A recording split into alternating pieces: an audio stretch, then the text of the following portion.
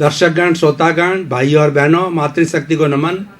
Channel 24+ news के खास, विशेष, मनमोहक, अच्छी शिक्षा देने वाला, जीवन का रूपांतरण करने वाला, जीवन को नई दिशा देने वाला, जीवन को नई गति देने वाला पुनरुत्थान कार्यक्रम में आप सबका हार्दिक स्वागत है, अभिनंदन है, सत्कार है।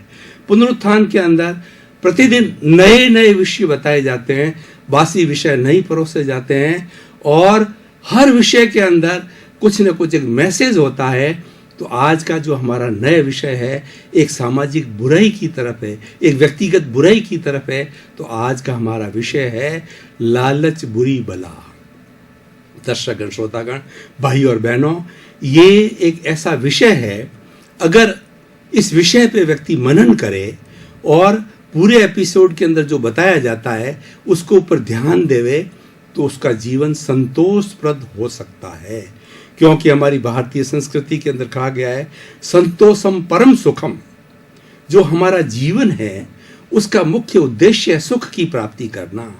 इस संसार में, इस सृष्टि में जिसने भी जन्म लिया है, चाहे कीड़ा हो, चाहे मकोड़ा हो और सबसे बड़ा प्राणी मनुष्य हो, लेकिन हर एक का उद्देश्य है सुखपूर्वक जीवन यापन करना।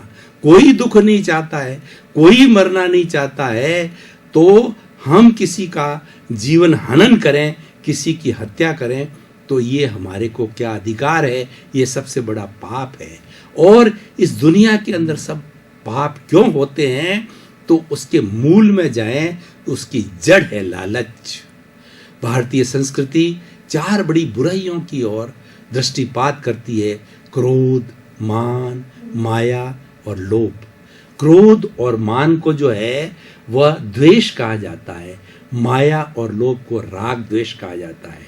ये राग द्वेष के चक्कर के अंदर 84 लाख जीवा योनि के अंदर भटकता है। इसको कषाय कहा जाता है। यदि व्यक्ति राग द्वेष छोड़ दे और वो स्थित प्रज्ञ हो जावे, गीता की भाषा के अंदर वह प्रज्ञा चक्षु हो जावे, तो सारी समस्याओं का समाधान हो जाता है। वह पूजनीय हो जाता है, क्योंकि वह अच्छाई और बुराई जो है दोनों को एक समझता है, कोई भेद नहीं समझता है। सबसे बड़ी तकलीफ और कष्ट क्या होता है? दुख का कारण क्या है? अज्ञान। हम क्या है कि जब अच्छाई की तरफ होती हमें, जब कोई प्रशंसा करता है तो हम फूल करके कुप्पा हो जाते हैं, और कोई हमारी निंदा करता है तो हम मुरझा जाते हैं, द्वेष होता है। लेकिन स्थित प्रज्ञ होता है, वो हमेशा समभाव में रहता है, वो हमेशा सम अवस्था में रहता है, समीचीन रहता है। तो भाई और बहनों, दर्शकगण, श्रोतागण, लालच के लिए कहा गया है विषयी नर की लालसा, पाम रोग की खाज, लोभी की धन लालसा, तीनों बेअंदाज। विषयी नर जो इंद्रिय भोग करता है, शरीर क्रश हो जाता है, लेकिन फिर भी वो इंद्रियों का भोग करता रहता है, अपना शरीर स्वास्थ्य को समाप्त करने, क्योंकि उसका लालच, लोभ जो है बहुत होता है। और जिस व्यक्ति को पाम रोग की खाज होती है, लहू लहान हो जाता है, लेकिन फिर भी उस पाम रोग की खाज के अंदर वो रगड़ता रहता है, लहू तक बाद में आ जाता है। उसी तरह से लोभी व्यक्ति जो होता है वो धन की लालसा के अंदर डूबा रहता है, वो अपना हित अहित कुछ नहीं सोचता है। देखिए, पतंगा जो होता है ना, वो पतंगा लाइट होती है, उसके सामने आता है और उसकी तरफ झपटता है, उसकी गर्मी के कारण वो अपना स्वाह कर देता है। मकड़ी जो होती है वह स्वयं जाल बुनती है, जाल बनाती जाती है और उसी जाल के अंदर उलझ करके वो मर जाती है। रेशम का जो कीड़ा होता है अपनी लार के अनुसार जो है वह एक रेशम के लिए धागा तैयार करता है और अंत के अंदर वो मर जाता है। ये सब लोभ है। देखिए, 2 तरह की चीज होती है, एक तो होता है नीड और दूसरा ग्रीड। ग्रीड को लोभ कहा जाता है। अब दोनों का मैं अंतर बताता हूँ कि मनुष्य का शरीर है, वो ग्रस्त है तो उसका परिवार है, उसकी संतान है, उसके माता पिता है, उसका देश है, उसका समाज है, उसका सब कुछ है। तो उसको रोटी, कपड़ा, मकान, शिक्षा और चिकित्सा इस शरीर के लिए आवश्यक है। इसको नीड कहा जाता है। आज की भाषा में बात करें तो अगर छोटा परिवार 4-5 सदस्य का परिवार है तो उसके लिए मकान चाहिए, उसके लिए जो एक गाड़ी चाहिए और उसके लिए मोबाइल चाहिए। यहाँ तक तो हमारी नीड है, ये जायज़ है, हम उसके लिए कमाते हैं और कमाना ही पड़ेगा और कमाना ही चाहिए। लेकिन अब देखिए ग्रीड किसको कहते हैं कि व्यक्ति लोभ के अंदर आ जाता है, लोभ के अंदर धन गैला बोलते हैं, इतना वो जो है वो कहना चाहिए असंतुष्ट हो जाता है कि मकान की मकान अटालिकाएं खड़ा करता रहता है, धन कमा रहता है, तिजोरियां भरता रहता है, बैंक बैलेंस बनाता रहता है और आखिर के अंदर वह उसके अंदर ही उलझ जाता है। ऐसा उलझता है उसके अंदर ही स्वाह हो जाता है। जब देखिए धन संपत्ति वो व्यक्ति इकट्ठा करता रहता है लेकिन अपने बच्चों को अच्छे संस्कार नहीं देता, बच्चों को इंसानियत नहीं सिखाता, बस बच्चों को श्रमशीलता नहीं बताता, सम और शम की जो है हमारी संस्कृति उसको नहीं सिखाता है। सम का मतलब संभाव रखना, अनुकूलता प्रतिकूलता के अंदर संभाव रखना और अपनी आवश्यकताओं को अधिक नहीं बढ़ाना, सम। और दूसरा शम का मतलब क्रोध मान माया लोभ का शमन करना। और श्रम का मतलब ये है कि खाली बैठे बैठे कुर्सी नहीं तोड़ना होता है, शरीर का श्रम करना। शरीर के लिए कहा गया है इस शरीर को खूब घुमाते रहो, इससे खूब परिश्रम कराओ, लेकिन मन स्थिर रहना चाहिए, मन खूंटे बदना चाहिए, मन कहीं इधर उधर नहीं भागना चाहिए। मन जो कार्य कर रहा हूँ, जैसे कि मैं एपिसोड के अंदर आपको प्रवचन बता रहा हूँ, मेरा ध्यान सिर्फ जो है इस एपिसोड की प्रस्तुति के अंदर रहना चाहिए, इधर उधर मन भटकना नहीं चाहिए। जो मन भटकता है ये विक्षेप होता है, उससे व्यक्ति की एफिशिएंसी नहीं बढ़ती है और उससे जो वो बात करता है या जो कोई कार्य करता है उसके अंदर दक्षता हासिल नहीं करती है। दक्षता जो हासिल की जाती है वो एकाग्रता से की जाती है। तो मैं बात कर रहा था लोभ के लिए देखिए ऐसे ऐसे संतुष्ट लोग होते हैं कि उनके लिए कहा गया है चाह गई चिंता मिटी मनुआ बेपरवाह, जिनको कुछ न चाहिए सोई शहंशाह। शहंशाह कौन होते हैं? हमारे जो कंचन कामिनीतियों को छोड़े हुए साधु सन्यासी होते हैं, जिनके पैरों में भारत का राष्ट्रपति, जिनके पैरों में अरबपति, जिनके पैरों में प्रधानमंत्री, बड़ा से बड़ा कितना ही प्रभावशाली व्यक्ति हो, वो उनके चरणों में नतमस्तक होता है। नतमस्तक क्यों होता है? कि वो कंचन कामिनी से दूर है, सारी चाह समाप्त हो गई है और एक ही चाह है, जगत कल्याण की चाह है, परोपकार की चाह है। इसीलिए वो लोग पूजनीय होते हैं। जो लोग धन कमा करके और अपनी तिजोरियां भरते हैं वो पूजनीय नहीं होते हैं, लेकिन पुण्य के संचय से जिनको जो धन प्राप्त होता है, दोनों हाथ से जो दान करते हैं, लोभ लालच को छोड़ते हैं, वह पूजनीय होते हैं। भाई और बहनों, दर्शकगण, श्रोतागण, मैं आपको एक सटीक उदाहरण के द्वारा बताना चाहता हूँ। अभी मैंने एक जीवनी पढ़ी थी, बिल गेट्स, तो जो कि विश्व का रिचेस्ट पर्सन है, तो उसकी अपनी दिनचर्या के अंदर, उनकी बायोग्राफी के अंदर, ऑटोबायोग्राफी में मैंने पढ़ा कि वो 50 वर्षों से वही पुराना मकान, वही पुराना फर्नीचर, वही पुरानी गाड़ी, एक साधारण व्यक्ति की तरह जीवन यापन करते हैं। अरबों खरबों की संपत्ति के ट्रस्ट बनाए हुए हैं, सारे जगत कल्याण के लिए, परोपकार के लिए लगाते हैं। ऐसे लोग पूजनीय हो जाते हैं, अनुकरणीय हो जाते हैं, स्तुत्य हो जाते हैं और ईश्वर के यानी उसका जो अगला जन्म होता है वह भी बहुत अच्छा जन्म हो जाता है। क्यों? कि त्याग की वृत्ति, भारत की संस्कृति त्याग प्रधान संस्कृति है, भोग प्रधान नहीं है। जो भोग प्रधान व्यक्ति होता है, लालची व्यक्ति होता है, वो अपना घर भरता रहता है, वो स्वार्थी होता है। और जो व्यक्ति जो निस्वार्थी होता है वो परार्थ की चेतना में जाता है। हमारी भारतीय संस्कृति में 3 तरह की चेतना बताई जाती है। एक स्वार्थ की चेतना जिसकी मैं बात कर रहा हूँ, लालच। ये लालच बुरी बला है और इस लालच के अंदर रहते रहते मकड़ी के जाल की तरह व्यक्ति इसमें फंस करके अपनी जीवन लीला को सुहा कर देता है। इसीलिए आज एपिसोड के माध्यम से मैं ये मैसेज देना चाहता हूँ कि व्यक्ति को लालच कभी नहीं करना चाहिए। जो लेजिटिमेट उसका आवश्यकता है उसकी पूर्ति करना चाहिए। वो पूर्ति ईश्वर ने अलाउ की है, समाज ने अलाउ की है, सरकार ने अलाउ की है। उसके अंदर उसको कोई तरह, हमारा इनकम टैक्स की स्लैब को देखिए, 2.5 लाख, 3 लाख, 5 लाख तक जो उनको इनकम टैक्स फ्री किया जाता है। क्यों कि एक व्यक्ति जो सब मिला करके 4-5 लाख रुपए तक जो है उसके अंदर आराम से जीवन यापन सादगी से कर सकता है, उस पर कोई इनकम का टैक्स नहीं, क्योंकि वो आवश्यक है, उसके बिना व्यक्ति का जीवन यापन नहीं हो सकता है। लेकिन कई लोग जो है कितने कितने पाखंड करते हैं, कितने कितने जो है लोग बुराइयां करते हैं, लोभ लालच के अंदर नकली दवाएं बनाते हैं और जो खाद्य सामग्री है उसके अंदर मिलावट करते हैं और दवाओं के अंदर ऐसी ऐसी चीज़ मिला देते हैं और जो दूसरा शराब वगैरह बनाई जाती है, भोजन बनाया जाता है अपने लालच के लिए, वो लोगों के हित की बात नहीं देखता है, मात्र अपना लालच देखता है।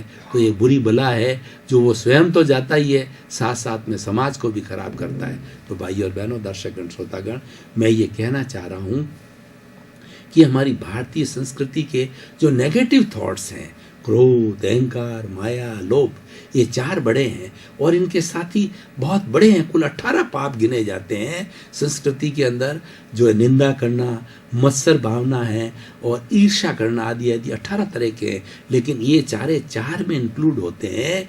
तो इसके अंदर जो लोभ सबकी जननी है। भगवान बुद्ध ने कहा है कि सोरो is omni present, the cause of the सोरो इज विशेस।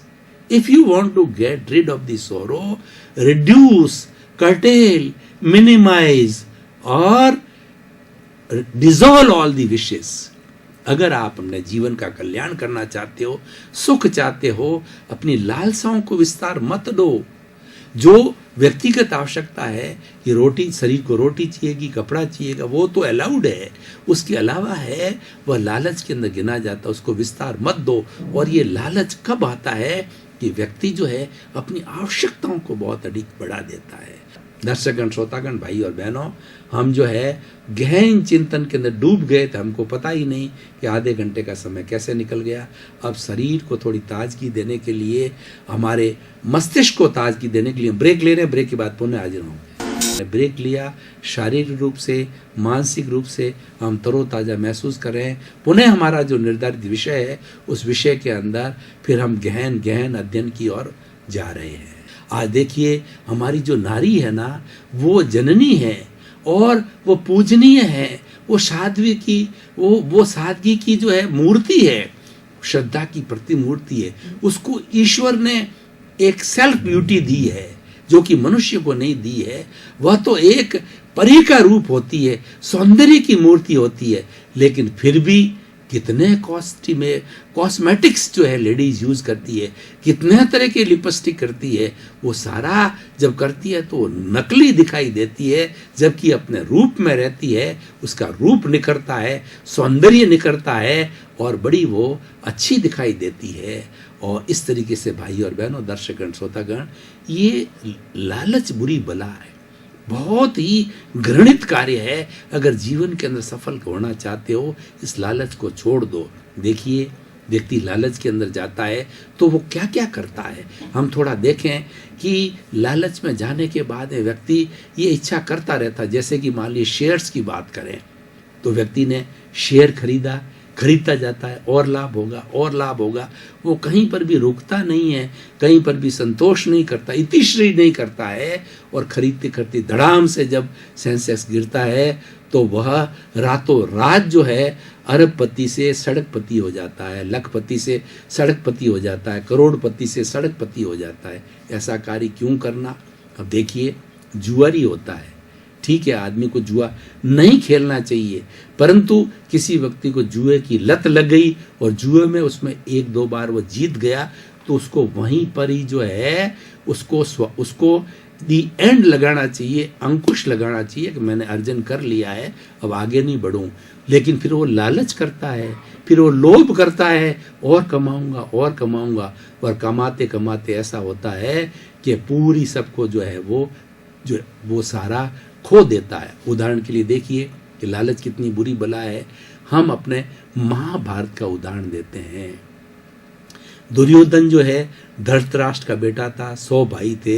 ये जो बुराइयों का प्रतीक था दुर्योधन, और इधर जो है धर्मराज युधिष्ठिर चाहिए, अर्जुन, ये 5 पांडव थे, ये अच्छाइयों के प्रतीक थे। लेकिन देखिए कि जो है वो जब खेलने के लिए वो बैठ गए चौसर के अंदर, तो जो है उन्होंने पूरा सब कुछ दाव पे लगा दिया। द्रौपदी को दाव पे लगाया, भाइयों को धर्मराज ने दाव पे लगाया। कितना बुरा लोभ किया, लालच किया, उसका परिणाम क्या हुआ? महाभारत का युद्ध हुआ, द्रौपदी का चीर हरण हुआ। हालांकि ये एक नियति थी, ये होना था, और दुर्योधन जो है वो ऐसा चाह रहा था, वो राजा का धृतराष्ट्र का बेटा था।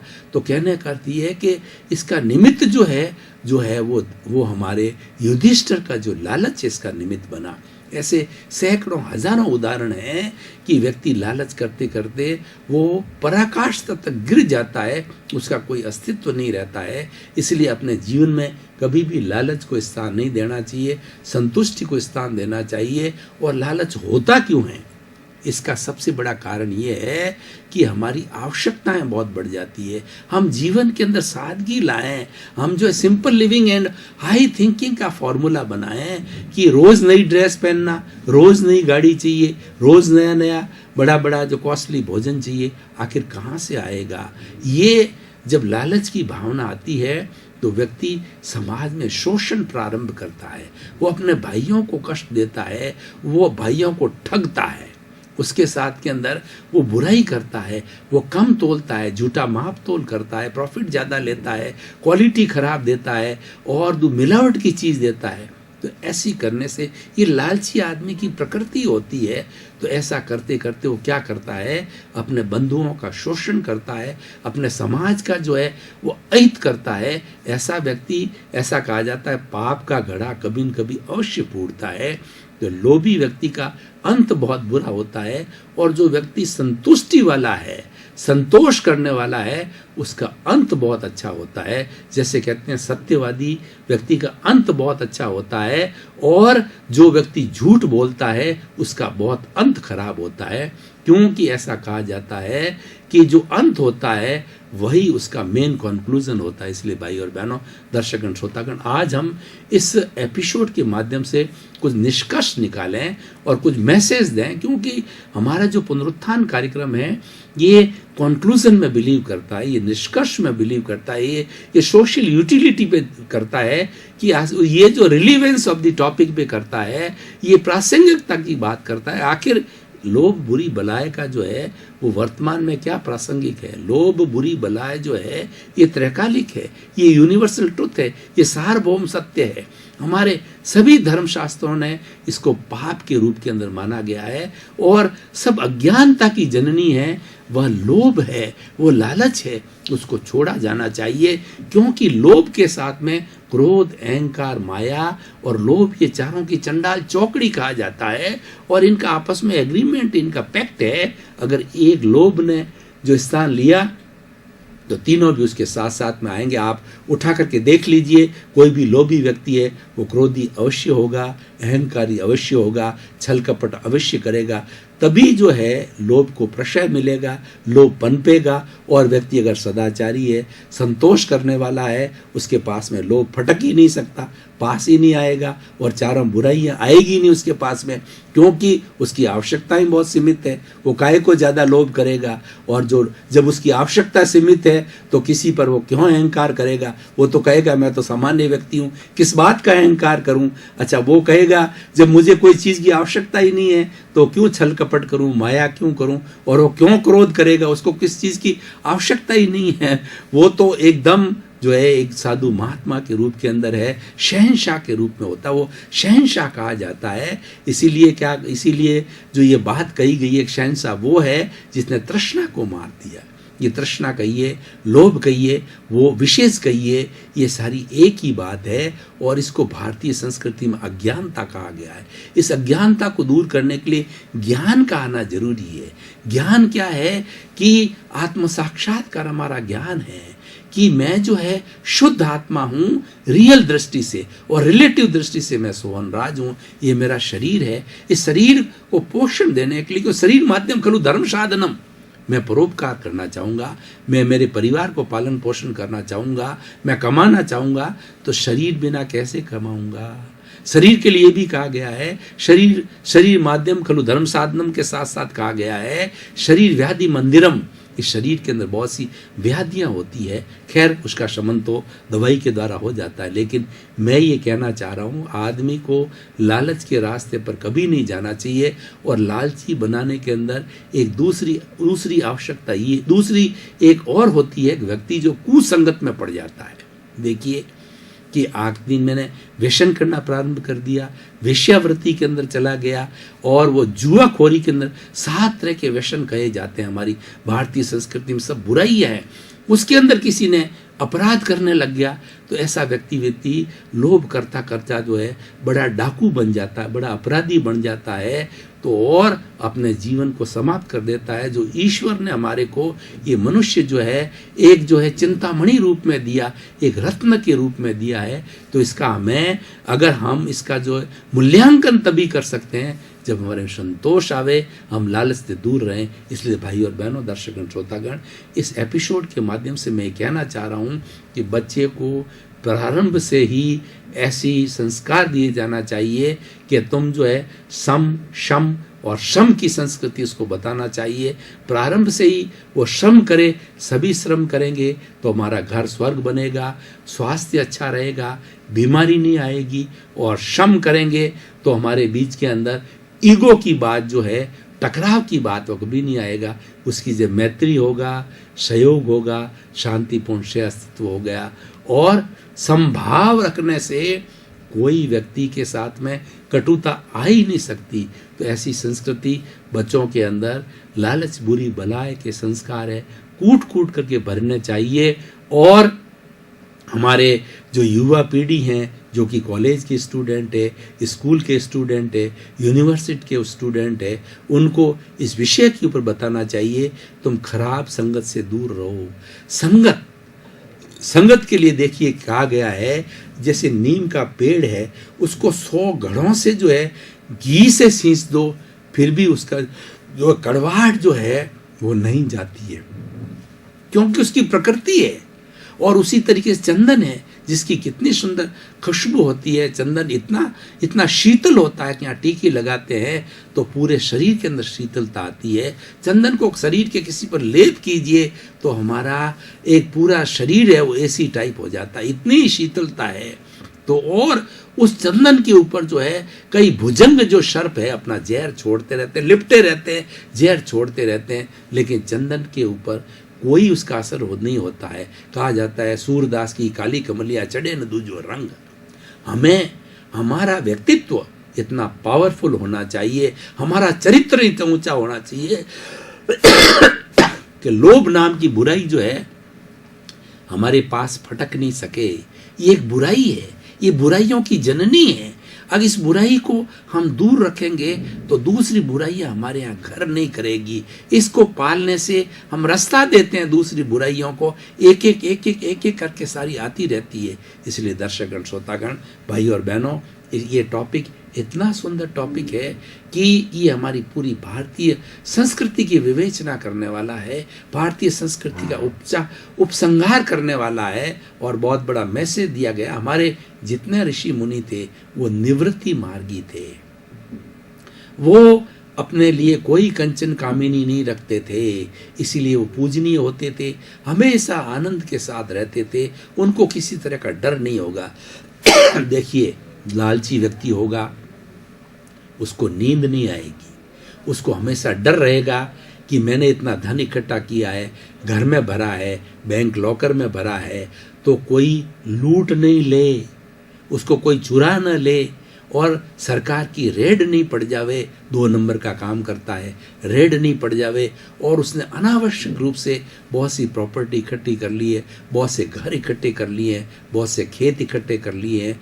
तो वो लोग जो पावरफुल होते हैं उन लोगों को मालूम है कि ये लालची व्यक्ति है, गुंडे आकर के वहाँ बैठ जाते हैं, घर को दबा देते हैं, और उसकी लड़ाई में, झगड़े में, कोर्ट के अंदर सारी जिंदगी तबाह कर लेता है। उसको 1 मिनट का भी चैन नहीं, सुख नहीं, आराम से नींद नहीं आती है।